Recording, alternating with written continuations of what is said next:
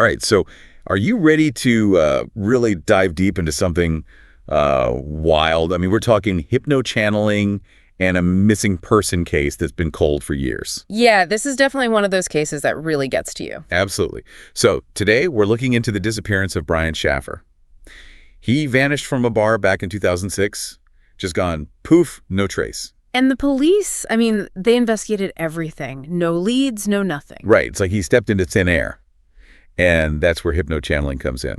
We're going to check out a session from this YouTube channel, Hypno Vibes. Oh, yeah, I've seen that channel. So the hypnotist, Naomi, tries to channel Brian's energy to see if she can get any clues about what happened to him. So basically trying to contact Brian's consciousness, maybe even after death, to get some answers. Exactly. And to do this, she hypnotizes this woman named Jessica, who acts as the channeler. Yeah. They call it connecting with Brian Shaffer's soul energy. Soul energy, that's fascinating. Yeah, and it gets even weirder because when Naomi asks Jessica, as the cat channeler, to describe what happened to Brian, she starts using some really strange terms, like shape-shifting and different entities. Oh, that's getting pretty out there. Yeah, let's actually hear a little bit of that. Okay.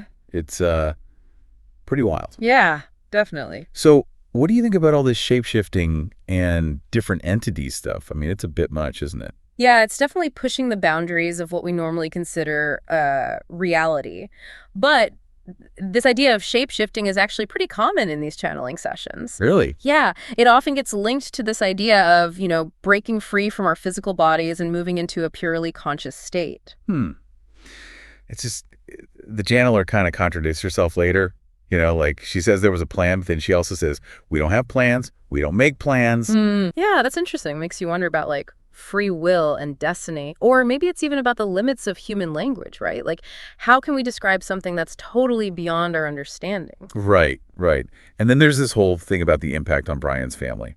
Understandably, they were devastated. And the channeler mentions their pain, but she never really clarifies if Brian chose to leave or if he told anyone what he was doing.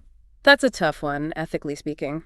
Even if we assume this channeling is real, are we allowed to contact someone without their consent? Especially when they're gone. Definitely something to think about.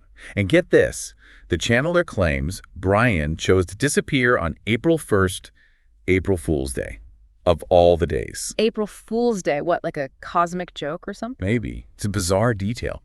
What could it possibly mean? Well, in a lot of spiritual traditions, timing is super important. Certain dates, maybe they hold special energies or are better for certain events.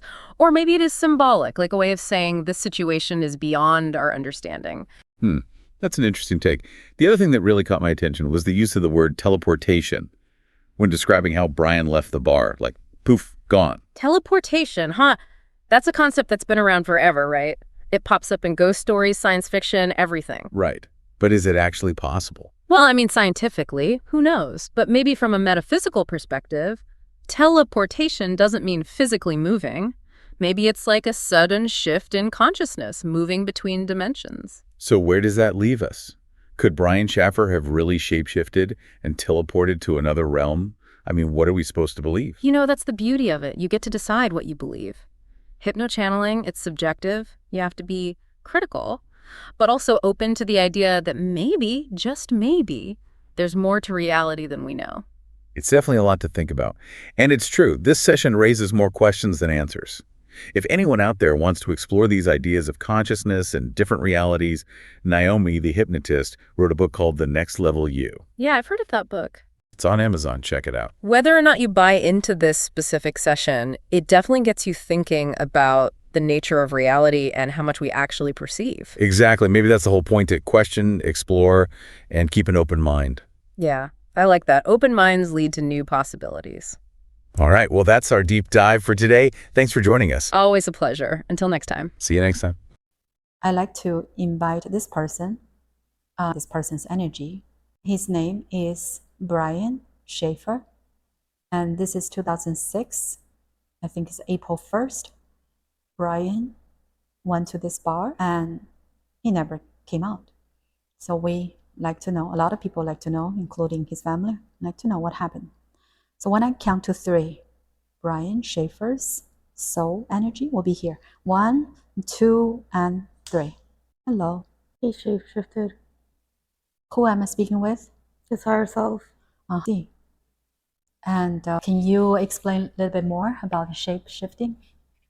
He turned into a different type of entity or being, as you may want to call it, that is not of their density. My phone is not working very well. Is this because his energy? It could be. Okay. You say one more time. He shape-shifted into a different entity, a different being. Yeah, and this is part of the plan? We don't have plans. We don't make plans. We go back when we seem necessary. So which reality? There's something That's not an answer that humans can be able to comprehend. But this time, his disappearance caused a lot of damage for his family. Did he let them know? I don't have an answer. So how he's doing now? He's graduated. Yeah, don't mean graduated on Earth. He did what he's supposed to do on Earth? He will be doing other things, using other different forms. I see. Okay. He also chose this day, April 1st, for a reason. It's kind of like funny. It was just, the timing was right. I was watching that video and he just never came out. And so shifted using, let's say, a portal, or he doesn't even need that. It's like a teleportation. Yes. Very good. So I appreciate it.